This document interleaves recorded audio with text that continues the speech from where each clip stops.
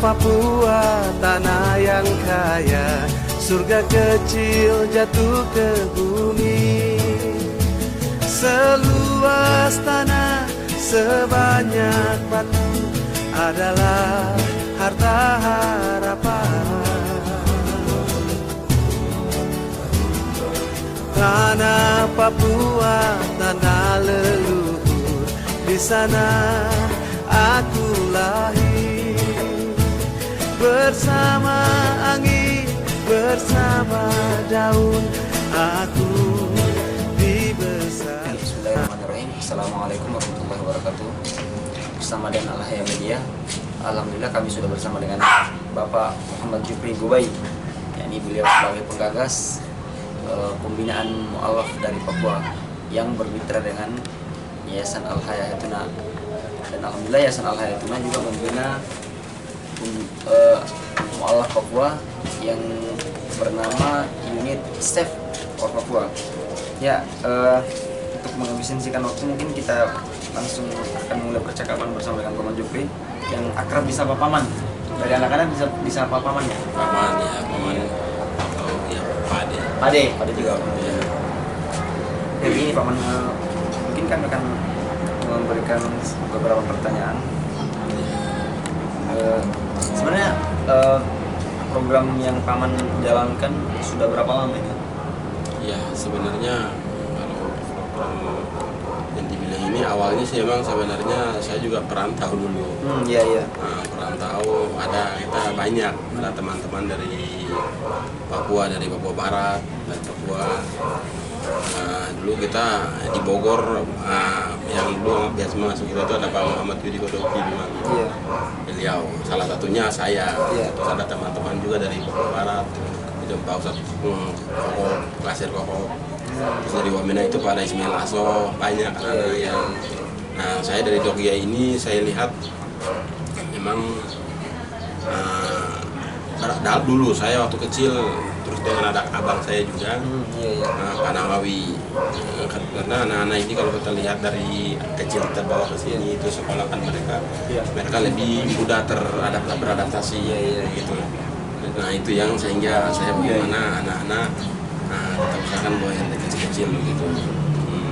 Sehingga sekarang ya ada anak-anak sebagian di Al-Hayya, alhamdulillah ya kita sebagian lagi ada di pondok pesantren. Oh iya. Itu dari anak-anak ini cara pengumpulannya bagaimana? Dari kamu itu bagaimana cara mengumpulkan anak-anak ini? Sebenarnya sih sebenarnya anak-anak ini karena di sana kan kita kesukuan. Kalau kesukuan ini biasanya tidak bisa kita ambil anak-anak dari keluarga lain gitu. Jadi yang ada hubungan tari kekeluargaan. Makanya macam ada anak yang dari Al-Hayya itu sebagian ada bapak adik saya, anak dari kakak saya, sebagian dari anak-anak dari om. Jadi masih ada keluarga. Jadi biasanya kalau kita dari yang keluarga lain kita ambil tuh biasanya ada hukum adat yang di sana terikat gitu. Nanti masalah. Masalah sehingga kita pun tidak berani gitu ya. Nah, jadi ini masih ada kekeluargaan anak-anak. Macam misalnya di Papua, pedalaman Papua di Kabupaten Jogja misalnya itu suku-suku lain macam kayak Ustadz Farlan atau mereka ini nggak bisa masuk. Karena tadi ada lokal yang tidak bisa, orang luar tidak bisa masuk gitu. Jadi selama perjalanan apa yang kendala yang pernah Paman hadapi? Kendala sih banyak ya. Jadi ya mungkin tantangan dari daerah sendiri, dari mungkin teman-teman dari lawan Pak Iman Nasrani itu. Terus dari keluarga sendiri juga yang mungkin kontra dengan ini jalannya siar untuk kita menyekolahkan anak-anak. Nah itu tekanan-tekanan itu ada. Tapi yang lebih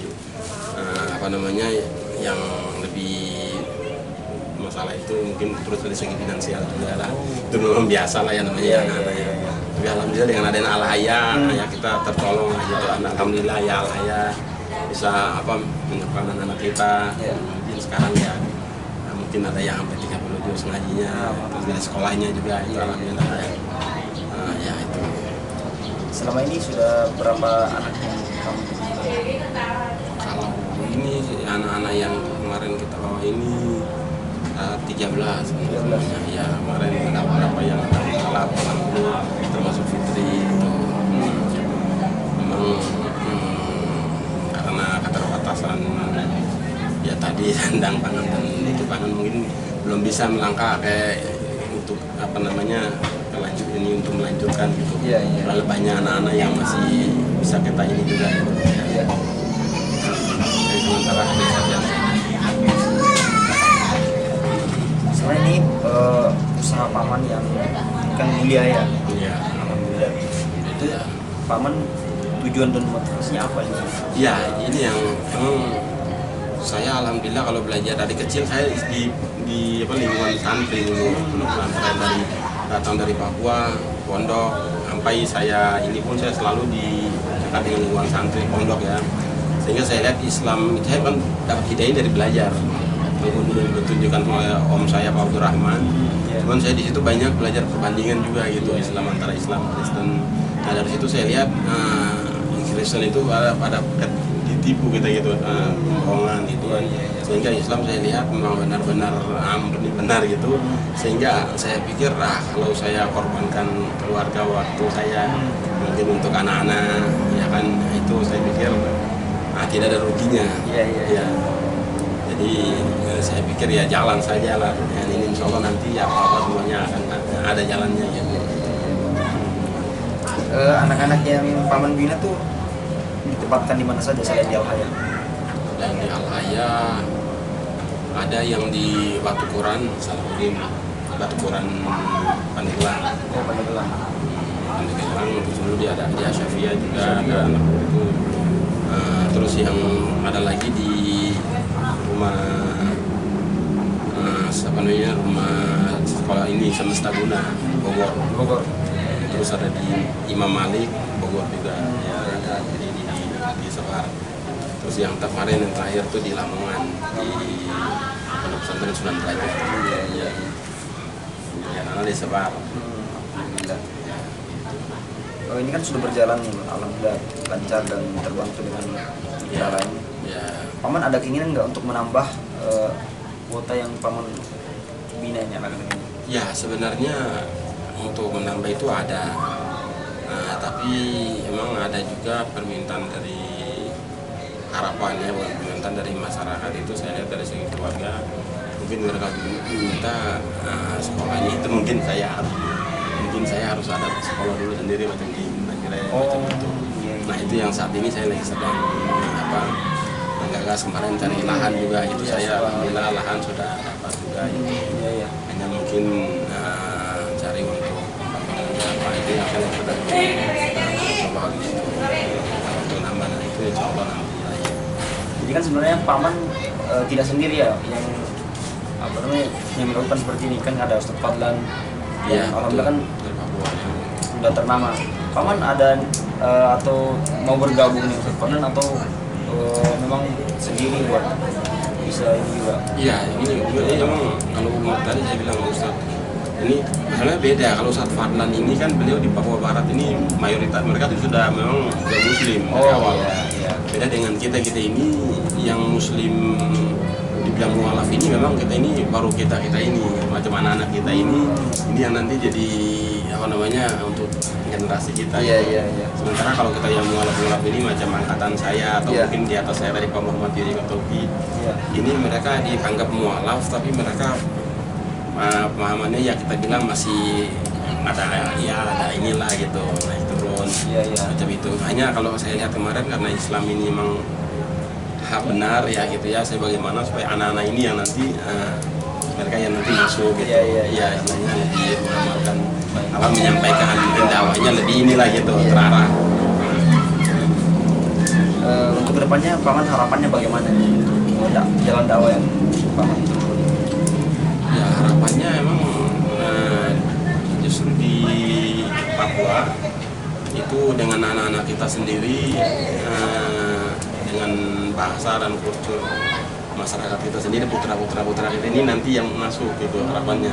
Mungkin kita di sana harus ada lembaga lembaga dakwah mungkin dengan budaya di sana ya itu yang harapannya. Dan yang sekarang mungkin saya lagi coba-coba juga, tapi ya pelan-pelan lah Iya, gitu. pelan-pelan. Iya. Dan pesan dan kesan dakwah yang paman selama ini sudah tempuh bagaimana selama sudah berjalan? Ya kalau yang terkesan sekarang ini alhamdulillah, walaupun awal-awal ya begitu ada tantangan banyak ya, tapi sekarang ada nilai hasilnya. Ya mungkin macam ada beberapa anak Samsudin misalnya, atau ini mereka udah ya Quran udah sekian juz itu udah sebagai apa namanya, alhamdulillah dari awal nol. Mungkin anak-anak ayah yang udah 30 sih masih hafal itu ya udah alhamdulillah gitu. Itu yang memang saya juga bersyukur ya, gitu. Jadi mungkin itu Mungkin pesan yang bisa diberikan dari paman buat baik dari anak-anak Papua ataupun jamaah-jamaah yang sama-sama Islam bagaimana?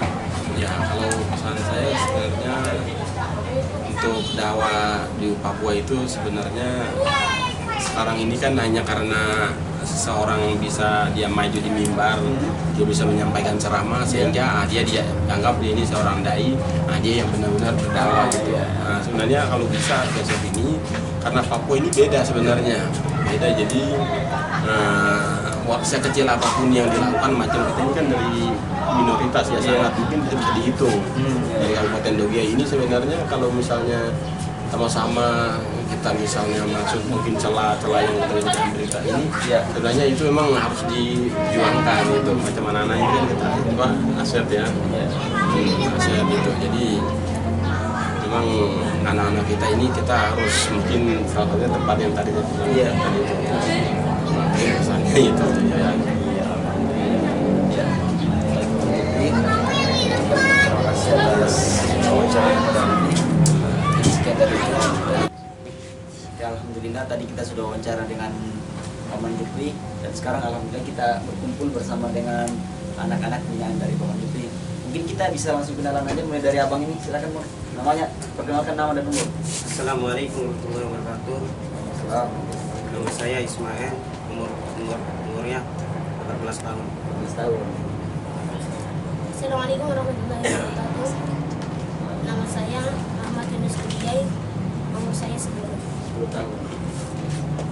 Ya, nama saya Marwa, umur 14 tahun. 13 tahun. 13. Ya, baik. Assalamualaikum warahmatullahi wabarakatuh. Nama saya Safa Ahmadi, umurnya 14 tahun. Ya. Mungkin dari teman-teman Yunus, Ismail, Safa dan Marwa, setelah belajar bersama dengan di Yayasan Al-Haya, mungkin saya tanya dulu sama Bang Ismail ya. Bang Ismail, di Al-Haya apa aja yang dilakukan? Ya, sekolah, ada dengan restoran, ya sama aja. Oh, Murojaah. Selama ini sudah dapat berapa juz hafalannya? Yang kuat atau yang pernah distorkan? pernah restoran, alhamdulillah 30 juz. Jadi yang sudah dilancarkan berapa juz? 6 juz, alhamdulillah. Mungkin ya, insyaallah. Di 30 juz juga mungkin ya. Untuk terima setoran sudah berapa lama? Ya, pas di Sumedang masih 1,5 tahun. 1 tahun setengah. Baik. Jadi selama sekolah berapa tahun sekolahnya? Sekolah dari kelas 5. Dari kelas 5 SD sampai kelas 1. sekarang kelas 1 mulai kelas 2 mungkin di Pati. Oh iya, kelas 1 SMP ya. Jadi bagaimana sekolah? Asik nggak sekolah? Ya, alhamdulillah asik. Bisa sekolah sambil ngapal Quran. Lancar. Ya. Ada kendala? Nggak ada. Iya. Mungkin Bang Yunus di Al-Haya apa aja yang dilakukan? Belajar, sekolah, ngaji, main. Kalau ngajinya sudah berapa juz hafalannya? 20 juz. 27 juz, alhamdulillah. Yang lancar kira-kira berapa? 5 juz, alhamdulillah. Sambil sekolah? Iya. Sekolahnya sudah kelas berapa? Sekarang naik kelas 2. Sekarang harus waktu mulai sekolahnya dari kelas? Dari kelas 3, jadi udah 3 tahun. Oh, kelas 3, 4 di mana? Sekolahnya di mana? Sekolahnya di Lentera Hati, Gadis Kapi. Lentera Hati. Lentera Hati. Badi, Kanjeng Anam Gagas Batu. Oh, bagus berarti ya. Di sekolah bagaimana teman-temannya? Baik. Baik semua ya. Jadi bagaimana membagi waktu pas sekolah dan menghafal Quran? Jadi di sekolah itu ada program kelas Quran. Oh, ada juga. Ada. Jadi setiap Sabtu dan Minggu itu nginep di sekolah untuk menghafal Quran. Oh, itu sekolahnya sekolah negeri apa pesantren? SDIT dan SDIT. Oh, SDIT, Sekolah Dasar Islam Islam Terpadu. Iya, iya, iya. Jadi teman-teman Yunus ada juga yang hafal Quran. Ada. Jadi, kalau mereka teman-teman Yunus berapa juz sudah hafalan? Mungkin 3, Ya. 2, 1. 3, 2, 1 ya. Alhamdulillah Yunus 27 juz ya. Alhamdulillah. Jadi kalau di asrama Yunus bagaimana penghafal Qurannya? Ini kadang setoran semampunya. Setoran semampunya. Jadi satu hari bisa dapat berapa juz? Enggak segitu. Palingan cuma 1 lembar atau 1 halaman. 1 lembar atau 1 halaman. Enak ya dia ya. Nah, masukin Mbak Safa. Mbak Maro dulu. Maro di Alhaya apa aja dilakukan?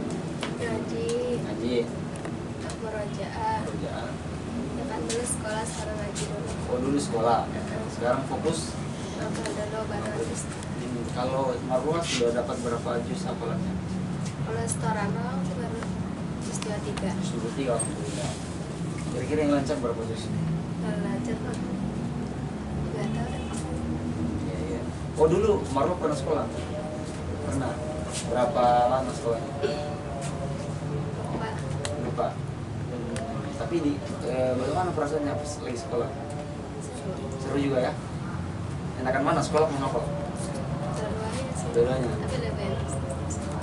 Lebih enak sekolah ya? Tapi untuk sebelum lanjut sekolah fokus dulu menghafal Quran. Iya, iya, iya, iya. Kalau Mbak Safa, apa aja yang dikerja ya? Ngapal, Hafal, sekolah. sekolah, Iya gitu. gitu. Kalau ngapalnya sudah dapat berapa juz hafalan Al-Quran? Ngapal banyak. Hafal setoran hafal Qurannya sudah berapa banyak? Kalau setorannya udah selesai, kalau mengerja aja kalau masuk juz 3. Oh, setoran hafalnya sudah selesai. Jadi kalau yang dilancarkan pekerjaannya berapa juz? Baru masuk juz 3. Baru masuk juz 3. Kalau Mbak Safa sekolah juga? Sekolahnya di MTS Dharma Raja. MTS Dharma Raja. Sekarang sudah kelas berapa? 2. Kelas 2. Jadi bagaimana bisa nyambung antara sekolah, pelajaran di sekolah dan hafal? Ya, serem. Ya tergantung kita bantu juga. Tapi kalau di sekolah ada program hafal Quran nggak? Nggak ada ya? Enakan mana sekolah apa pondok? Bedanya enak ya? Kalau Mas Apa sudah berapa lama di Alhaya? Sekitar 7 tahun. Sekitar 7 tahun. Ya 13. Ya. Kalau saya kembali bertanya sama Bang Ismail, apa pengalamannya di Alhaya? Seru apa di Alhaya? Apa yang paling seru? Serunya Ya, bisa bermain sama teman. bisa bermain sama teman. Bermain apa? Yang bermain apa namanya? Jalan-jalan. Jalan-jalan. Oh, biasa jalan-jalan kemana? Ya biasa naik gunung. Naik gunung. Seru ya, naik gunung. Terus yang paling biasa mungkin kan yang namanya santri ada yang disenangi dan ada yang tidak disenangi. Kalau Bang Ismail di Alhaya itu apa yang tidak disenangi? Ya, nggak, menurut saya sih nggak ada sih, cuma di luar doang yang nggak senang. Di luar, Iya. contohnya seperti Ya sama teman-teman aja. oh, kadang juga tidak senang sama teman-temannya. Iya. Iya, iya. Kalau Bang Yunus, apa yang paling enak di Alhaya? Waktu kumpul bareng teman. Waktu kumpul bareng teman. Apa yang dilakukan pada saat kumpul bareng teman? Ini ngomong cerita-cerita, saling makan jajan. Wih, sambil makan jajan. Enak ya? Alhamdulillah. Terus yang Bang Yunus yang paling gak disukai apa? Paling nggak disukai dicuekin teman. Wih, dicuekin teman. Ya, ini ya. Yang cuekin Bang Yunus laki-laki atau perempuan nih? Oh, laki-laki. Bukan awal kan? Bukan. Iya, iya. Kalau Mbak Marwa, selama 6 tahun ya di Alhaya, apa yang paling senang? Senangnya teman. Ya. Apa? Iya. Teman ini terus Sekolah. sekolah. Terus yang paling tidak senang yang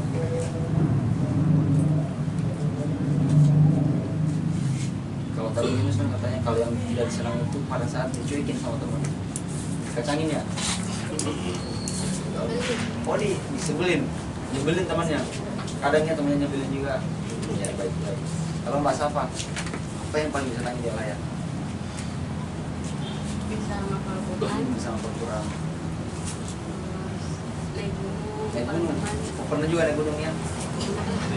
Ya. Terus yang paling nggak dia sukai?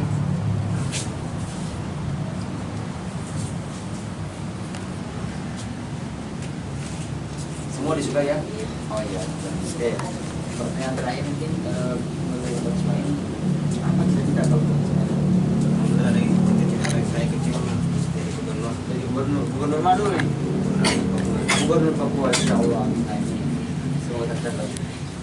Kalau supaya bisa jadi gubernur, kira-kira apa yang dilakukan? Supaya bisa tercapai cita-citanya. Ya sekolah yang rajin, Sekolah yang rajin, sama menghafal Quran mungkin. menghafal Quran sampai mungkin. Iya, insya Allah.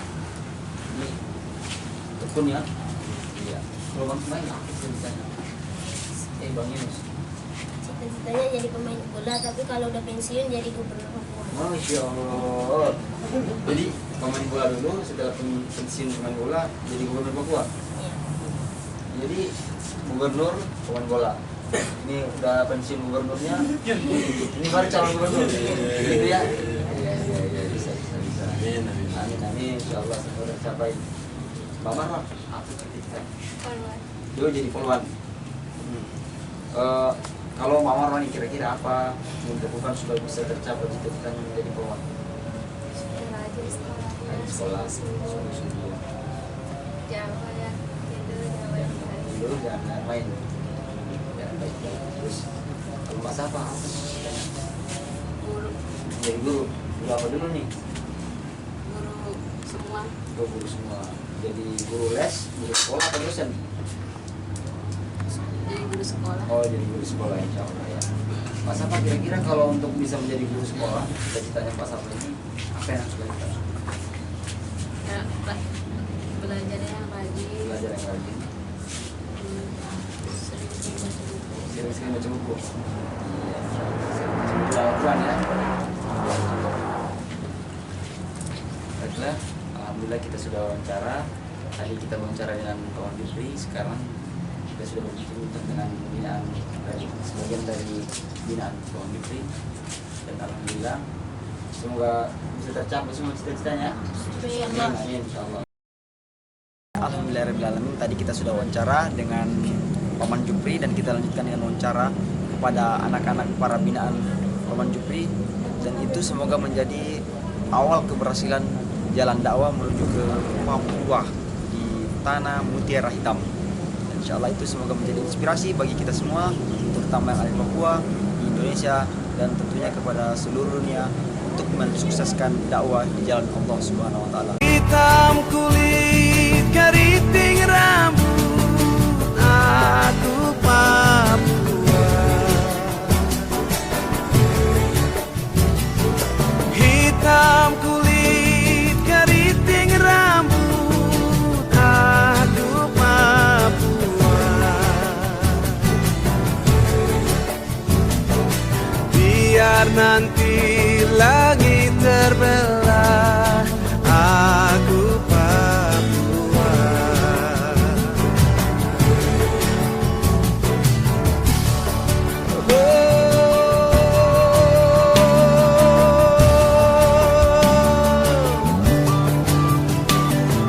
Tanah Papua, tanah yang kaya, surga kecil jatuh ke bumi.